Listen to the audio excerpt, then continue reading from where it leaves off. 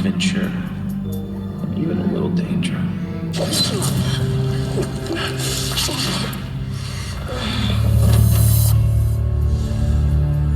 Well, let's shut her up. Goodbye, brother.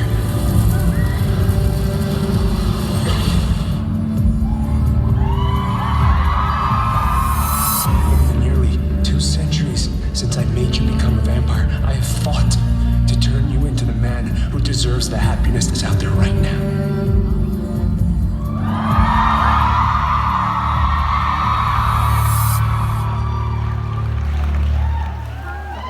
All right, now one of the Salvatore brothers is running a little bit behind, as is typical of him, I would say, but I want you to make some noise. Back from the dead, on stage here in Dallas, you know him as Stefan Salvatore. Give it up for the Capone!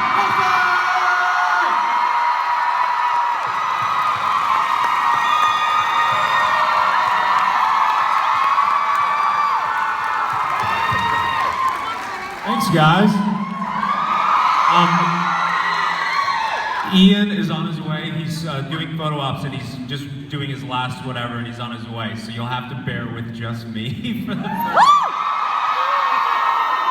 This chair might collapse. I know, it is a little bit wobbly, isn't it? It's like I'm set up for an April Fool's joke. I know.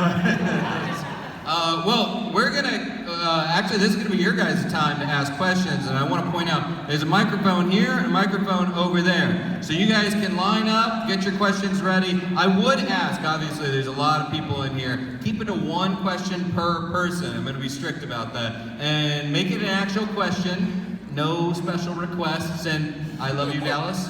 I really love this town. Don't get too weird on me, all right? And I just want to say thank you guys for all, for being here. This is fantastic. I really thank you. And actually, if you're lined up, yeah, we can dive right in. You got a question? Hi, I'm Gayleen. I'm a huge fan. I just met you in the photo booth with Ian. My question is, who is your favorite villain and why? We've had some good ones, but I mean, I gotta say Klaus because I feel like, well, first of all, him and Stefan were boys. Oh yeah. Like, good buddies back in the 1920s, and so I feel like in a weird way, Klaus and Stefan were like sort of ripper buddies, and I just kind of empathize. I connect with it, so yeah, that's my answer. Yeah. Seems like you guys agree, so. Okay. Well, when you look back, 8 seasons ago, at the beginning, when you know that this show has legs, it's gonna stick around and everything, what kind of finale did you have in mind way back then? Did you kind of picture an ending? I did. I always imagined. Did anyone not see it, or can I say? I think we're in a safe zone. Okay. Yeah. I always imagined that Stefan would die, but I actually always imagined that the two brothers would die together. And I thought there was, because it started off as a love triangle, and it was the whole sort of shtick was, is Elena gonna pick Damon or Stefan? Nina left the show after season 6, so they had to develop other love interests. So I think if the show had ended season 6, it would have been me and Damon dying, and the whole, it would have been poetic that she really couldn't choose either one of us. But I think because we had 2 years without her, my love with Caroline grew, and I feel like it made sense for Damon and Elena to end up together to a degree. Yeah. But I always imagined Elena being human again, and sort of having no memory of the brothers, and she's compelled to not remember anything, and the brothers take their rings off and walk into the sun rise and poof away. I don't know. I just always imagined that. I know you guys would have not been happy with that, but I don't know. I like that ending. Well, there was an idea as well that essentially they would be sort of Ghost Bros, kind of watching over her a little bit, right? There you go, the spin-off, Ghost Bros. Yeah. No, but I like the way it ended. I mean, I do really like the way it ended. But you asked me like, what was my, what Yeah. I thought, that's what I thought was gonna happen. Yeah, cool. Let's throw it to a question over here. Hi. Hi, you sort of already answered my question, but I guess I would reword it and say, how would you have wanted it to end? I mean, Or are you satisfied with the ending? I'm pretty satisfied, but I am pretty satisfied. Yeah, I'm pretty satisfied. Although I'm a dark human being, and I don't like happy things. I prefer darkness, and I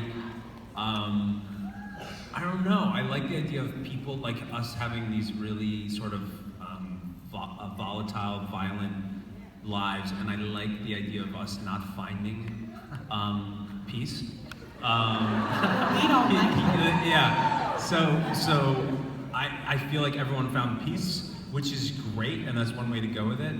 But I also think I would be very interested in seeing if only like Elena found peace, and like we were like eternal damnation.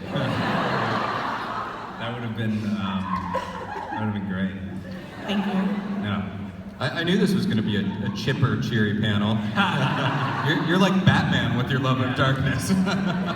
Dude, I don't know. Yeah, I don't know what it is. Hi. Hi, Paul. My name is Hey. Alex, and I was curious, how would you compare your character of Lucas Luthor on Smallville to your character of Stefan Salvatore on Vampire Diaries? Is your name Dallas? Alex. Oh, I thought it was Dallas in Dallas. And No. I was very excited for you. Yeah. Super meta. I hope you're not visiting, because if you are, this is a big thing. Anyway, your name's not Dallas. I think they're polar opposites. I think I only did one episode of Smallville. It was a pretty big character. I was actually surprised I only did one episode. Because he's like Lucas Luthor and Lex's brother, I actually thought it would be more, but for whatever reason it wasn't. Thanks, guys. Thanks a lot. I feel like I talked to someone recently who did that and was like, we couldn't. Oh yeah, I just directed an episode of the show Shadowhunters, and the two executive producers we're from Smallville, and they told me, they're like, oh, it's just too many characters to service, we couldn't, do any more episodes. So I didn't take it too personally, but the question your answer is, I don't think they're anything alike, because I think Lucas was very manipulative and kind of cunning, and kind of the opposite of Stefan. Stefan is very honorable, unless he's ripping people's heads off. But even then, he's kind of honorable. He puts the head back on, and, cries about it like a little baby, and then does it again. There's something kind of honorable about Stefan. I feel like Lucas was a bit of a shrewd sort of prick. Which do you enjoy the idea of going back to a shrewd, cunning type of character? I love those characters. In fact, I auditioned for the role of Damon, and I had a couple callbacks. I was like, I want that part. They're like, you're too old to play Stefan. I was like, I know. Then they couldn't find anyone. They're like, call that old guy, Paul. see if he can read for Stefan. And I was like, okay, I'll give this a shot. And I just got all vulnerable, and that was it. But yeah, I prefer those characters. They're just more fun. And audiences just tend to like bad guys. That's just the reality. Everyone loves the Joker. Everyone loves, whatever villain, Darth Vader. I don't know. Everyone loves villains, and I feel like, yeah, Klaus, you guys got all excited when I said Klaus, right? Yeah. So, it's more fun. People enjoy it more. I don't know. There's something kind of nice, and it's kind of easier. I hate to say it. It's kind of easier. It's hard to play a nice guy. Yeah. Without making it really corny. Yeah. Hi. Hi, did you prefer shooting the period pieces or the modern day? Period pieces for sure. I loved putting on the period clothing and the wigs and whatever. It just made me feel like I wasn't doing a TV show. I was kind of I don't know, I was in a make-believe land. I really just, it's like playing dress up. It's ridiculous, but like you genuinely start to like feel, you walk differently. I love it. I love doing period. I love it. Do you feel a little sympathy for your colleagues that are on The Walking Dead, because you're shooting in the same area, but they're going through complete and utter hell being outside and in the wilderness and everything? I really don't feel bad for them because they have like 35 billion viewers, so like, and, like they're all like rich, and like I kind of don't feel bad for them. But then I kind of do, because it can get. I have a buddy that's on Walking Dead. I know a couple of people on Walking Dead, and they said it can like, you're just, and because it's an ensemble, a lot of times they'll be out there all day and they'll have like one line or two lines, and they're like in the background, and they're just standing for like 16 hours, like in the sweltering heat. So yeah, it can be tedious, but and that must be hard, like servicing that many characters. Yeah. On the Vampire Diaries, it was kind of me. It was more core, you know. Yeah. Yeah. I guess the millions of viewers makes up for that. Yeah, like they literally had like 70,000 times the amount of viewers. It was like pathetic. Hi. Hey, my name's Angelica, and if Stefan and Damon had a one-on-one battle, who would win and why? All right. He would probably just try to make out with me. I don't want to fight. I want to make love, and Ian's a hugger. I'm a boxer. We'd probably just make love. He would tame me. If that fan fiction doesn't already exist, which it probably does, I've written it. No, I've written it. Yeah, I have a blog. Hi there. Stefan and Damon mud wrestling. Yeah. Hello. Hi. Oh, hi. I'm Marissa, and I was just wondering, what upcoming projects do you have? Are you going to continue directing, or do you want to create your own series? Yeah, I am going to continue directing. I just got back from Toronto like 6 days ago, where I was telling you guys I directed an episode of Shadowhunters. That was a lot of fun. It was actually really hard work, but it was very rewarding. And I definitely am going to continue directing television for sure, alongside other things. And then as far as, yes, I have a production deal at Warner Brothers, so I'm developing my own series, and what I want to do is get a show picked up, and then if it's a role that I'd love to jump into that role. I think it would be so great to be involved in something from the ground up, which is hard to do, but if you can get one on the air, it's really could be a special experience. So I am gunning for that. And also I'd love to do a great cable series, and I'm on the lookout for that. Thank you. Yeah, thank you. Thank you. Would you ever have an interest in taking on showrunner duties over a series? I mean, because when you've been, no? No way. Showrunner is like, no. They're like, it's too much. I'm already like neurotic as it is. I can't imagine being a and I honestly don't have the skill set to be a showrunner. I can develop, but showrunner is a unique, like, that's a really hard job. Yeah. Yeah, no. Okay, so no. All right. Hi. Hi, Paul. My name is Maha.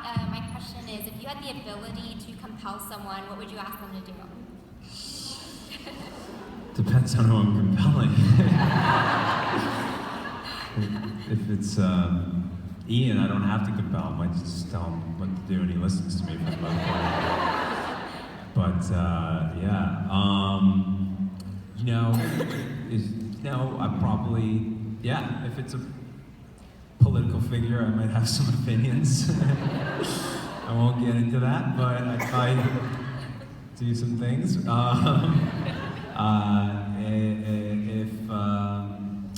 If it's a really beautiful girl, I might do something. God, that's terrible. I wouldn't compel. That's awful. Well, what about... You must do this. No, I would just be honest. I'd get rejected, let's be honest. You wouldn't. Well, what about like mundane, everyday life compelling? Sort of like, getting somebody through a checkout. Oh wait, I think we actually have someone. Oh, is he coming? There he is. Guys, give it up. We're here. There he is. We missed you, buddy.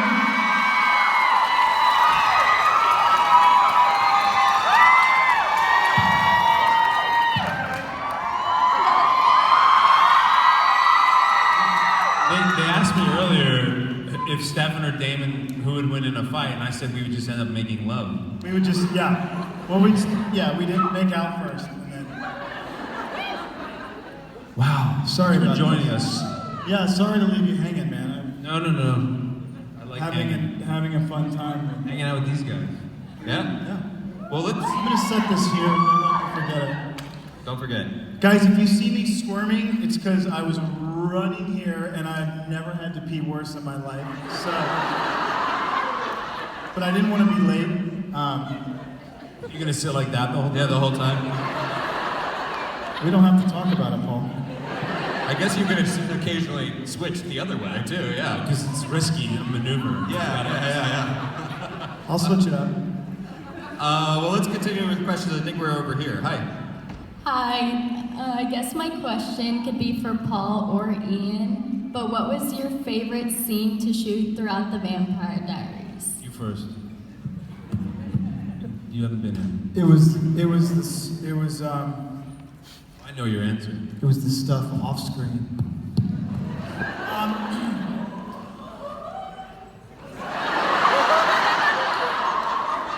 A visual just popped in her head. Collectively. For all you parents here with 12-year-olds, I'm sorry, that was a joke. Honestly, the stuff that Paul and I shot, all the 1864 stuff when we were young, it was fun in season 1 because we were always at each other's throats. And so to see these two characters as loving brothers, it was so fun, it was so light and sort of in those scenes, all the world was right, What about you, Dor? I kind of agree. I thought you were gonna say the underwear scene when you're dancing and shit. Yeah, but she's... No, I thought the question was, what were your favorite scenes to shoot together? Oh, is that what you said? Either one. Oh, well then screw that. Yes, definitely. Yeah, I was touched. Now that I'm a married man, it's still okay for me to say that, my favorite scenes by far were Damon and Vicky dancing around, half naked in the Salvatore mansion, just drinking blood, just getting, wasted and dancing. That to me was this sort of, it really solidified this character for me. And this show, really. Paul and I watched that episode, actually in your ridiculously beautiful apartment in Atlanta. And after that episode ended, he and I looked at each other and we went, wow, man, it's like a real deal episode of TV. This was like episode 5 or something. We realized, shit, we're gonna be in Atlanta a long time. What about you?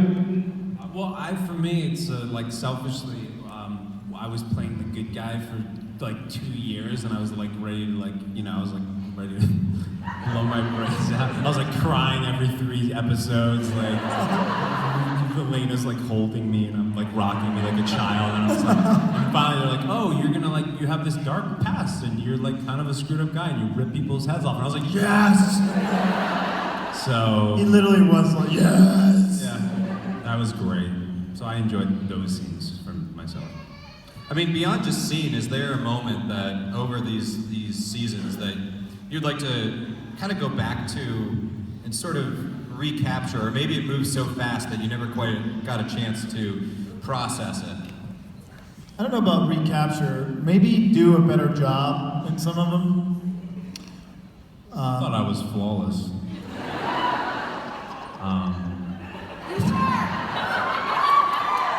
That's what my mom says anyway.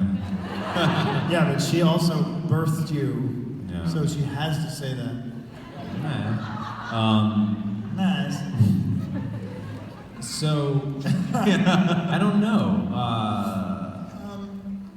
What's the question? I mean, it's kind of basically, are there any moments, because everything goes by so quickly? I mean, honestly, there were so many moments. People say, you know, what was your favorite episode or moment? You have to realize when we wrapped 5 or 6 weeks ago, whatever it was, we shot. I don't want to revisit it. We shot 172 episodes of television. So, thank you. It's all your fault. But you know what I mean? It's like there were amazing moments, and we had an incredible family that we built. Doing a TV show, when you leave something like that, it's not typically the work that you miss. Yeah, it's fun acting all day for sure, and it's a privilege. It's not a right. You know, it's hard to get a job like this, and again, it's all your fault. Anyway, but it's the family that you build, and that's really what you miss. When I saw Paul today, I said something that I don't actually think I've ever said, which is, I missed you, man. You'd say that to me after a hiatus. Yeah, I did say no after hiatuses. I have said that maybe like twice. We need like a good solid like 5 weeks apart. And then we're like, oh yeah, I miss you, man. Well, we used to, in the interest of even using even more fuel than we already do, but Paul and I used to land after a night of shooting to do a convention like this, and we would take separate cars. Just because, not that we don't love each other, but sometimes, I mean, we just left set, we got on the plane together. Even just the 20 minutes to the convention center was like a break. I just need some space. I just need a few minutes, Paul. That's how intertwined our lives have been. It's pretty cool. All right. I wonder how Jensen and Jared feel. I've been together for like 15 years. 12 years they've been on that show together. It's crazy. Wow. They're next door neighbors? They're next door neighbors. Well, you know what? By the way, Paul and I, season 1, that was season 1. Yeah. Paul and I, literally, we went to look for, I'm sure you guys have heard this a million times, it's probably boring as hell, but Paul and I actually went to look for apartments together in Atlanta. And he flew in from somewhere and I flew in from somewhere. We pulled up to this hotel in Atlanta. I picked him up. We were in a black Prius with like black tinted windows, and he and I get out. When we met each other at the airport, we realized we were wearing literally the same brand and design, same pair of jeans, the same like combat boot things, the same white t-shirt, and black Ray-Ban sunglasses. We were literally dressed. Oh, and we had black leather backpacks. And we walked into the W Hotel in Atlanta, and we took our shades off like this. We looked like the Blues Brothers, and we were sharing a room. And the chick who checked us in was like, whatever you gotta do, guys. Which way's our room? Yeah. One bed. It was awesome. But we got apartments next to each other so that we could literally be right next to each other, so that we wanted these performances to really be seated in truth and preparation. And so we were up till like season 3. He and I met literally in between days off, and we ran every scene, we talked about everything for years. It was cool. Unfortunately, we only have time for about 2 more questions. Go fast. 2 went over here. I'll shut up. Hi, my name is Latif, and I got a question for both of you guys. After Vampire Diaries, would either of you guys be interested in playing a superhero or any sci-fi genre? I don't think for a while. But there's so much great programming that's sci-fi. Yeah, it depends on the material, but yeah, like definitely not vampire for a minute. No, probably never. What? Like Star Trek or anything? Yeah, I don't know. It depends. I mean, if Marvel or DC came to me tomorrow and said, I want you to play this superhero, yeah, I would definitely read that shit. I recognize the value of a successful franchise. Yeah, playing one character for 8 years in a TV show is different than playing one character in a movie franchise where you do one movie a year. You get to spend 6 months at home with your family, just going like this. Next question. Okay, so Ian, just to catch you up, we were talking about the ending of the Vampire Diaries earlier. There is no end. It's called There's streaming. not.